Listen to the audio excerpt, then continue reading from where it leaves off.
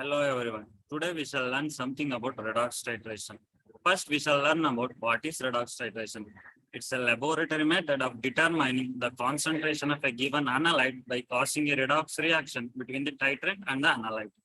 Now we shall learn the principle involved in the redox titration. The principle involved in the redox or oxidation reduction titration is that the oxidation process involves the loss of electrons, loss of hydrogens, or addition of oxygen or gain of oxygen. In other words, we can tell increase in the oxidation number.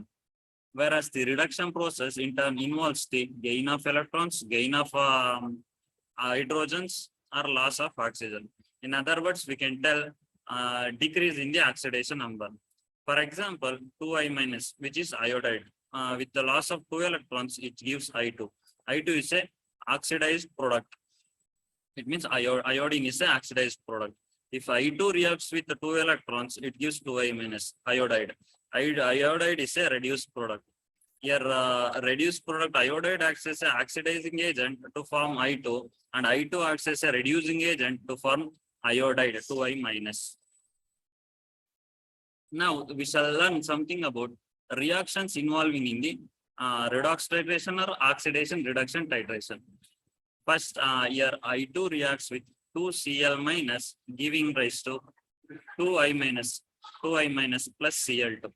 Here I2 undergoes reduction reaction to form 2I minus iodide, and 2Cl minus undergoes oxidation to form this Cl2, which is an oxidized product. Here reduction I2 undergoes reduction process, therefore it acts as an oxidizing agent which promotes Cl minus to form oxidized product, and 2Cl minus acts as a reducing agent which promotes iodide to form iodide 2I minus. Usually the oxidizing agents are I2, KiO3, KBrO3, and reducing agents are Na2SO3, sodium thiosulfate, potassium iodide. Let us know something about theory of redox titration. Here we have in burette sodium thiosulfate solution, and in conical phase iodine solution. A sodium thiosulfate solution undergoes oxidation. Sodium thiosulfate solution undergoes oxidation, and I2 undergoes reduction. Since sodium thiosulfate solution undergoes oxidation, it acts as a reducing agent.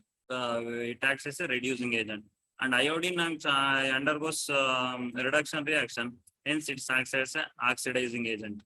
It oxidizes sodium thiosulfate. Iodine oxidizes sodium thiosulfate, and sodium thiosulfate, by reacting with iodine, it acts as a reducing agent. Now we shall learn something about the graph of EMF versus volume of sodium thiosulfate added. Here the continuous slant line at the base indicates the presence of I2. Then I2 reacts with sodium thiosulfate abruptly or suddenly the peak rises. Here the iodine reacts with sodium thiosulfate. Hence the energy is created in this point. It gives the equivalence point, and the top position, which is constant, top of the curve, which is constant, it indicates the presence of sodium thiosulfate. This is all about the EMF versus volume of sodium thiosulfate graph. Now let us learn something about the indicators. In the redox titration, we have self indicators, internal indicator and external indicator. Usually the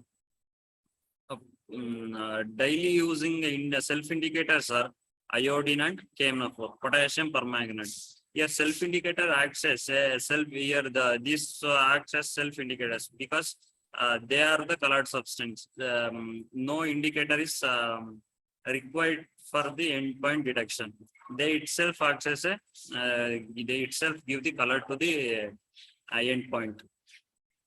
Here KMnO4 is in +7 oxidation state, which is colorless, and which it converts into +2 oxidation state, which is colored. Therefore, it gives the pale pink endpoint. Internal indicator, it is added internally. Diphenylamine also acts as like a self indicator. It also works like this. Your no need of the diphenylamine give its the endpoint of colored substance. External indicator. Yes, starch acts as an external indicator. By the addition of starch, by the addition of starch in redox titration, we are supposed to get endpoint of some purple to blue, or that's based on the pH of the solution. Let us learn something about iodine titrations. In iodine titration, we have two types of titrations. They are iodimetric titration and iodometric titration. In iodimetric titration, iodimetric titration can be said as it's a direct titration of iodine. Iodometric titration, it's a back titration of iodine. Back titration of iodine. And iodine is used as a titrant in redox titration, in iodimetric titration. Iodine is not used as a titrant in iodometric titration. But KaO3 and some other potassium iodide, they are used as a titrant in this iodometric titration. It is carried out in iodimetric titration. It is carried out in neutral or slightly alkaline solution, because it forms hypoiodate ion from I2, which is strong oxidizing agent. Therefore, it is carried out in neutral or slightly alkaline solution. Whereas iodometric titration, it is carried out in highly acidic condition, because strong hypoiodide is formed. We shall have reaction. We can explain reaction 2NaOH reacts with I2, forming NaOI, sodium periodide plus sodium iodide plus H2O. Your starch indicator in iodimetric titration, starch indicator is added earlier in titration. Starch indicator added in earlier in titration in iodimetric titration. Whereas in iodometric titration, starch is added near the endpoint because it gets decomposed in highly acidic condition. For iodimetric titration, example is titration of iodine with sodium thiosulfate. For iodometric titration of sodium thiosulfate with KaO3 or KBrO3 or potassium dichromate. Let us learn something which is advantages and disadvantages about redox titration.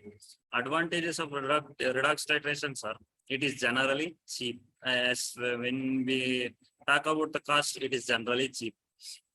It is requiring in little in the way of equipment. In the way of equipment, it requires little instruments.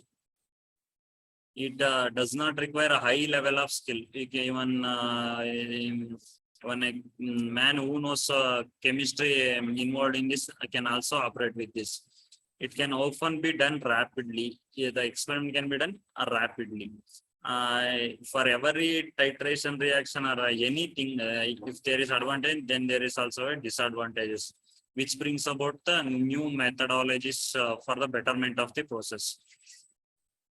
Let us learn the disadvantages in redox titration. It's a destructive method, often using up relatively large quantities of the substance being used. In this method, a large quantities of the substance is required for the analysis.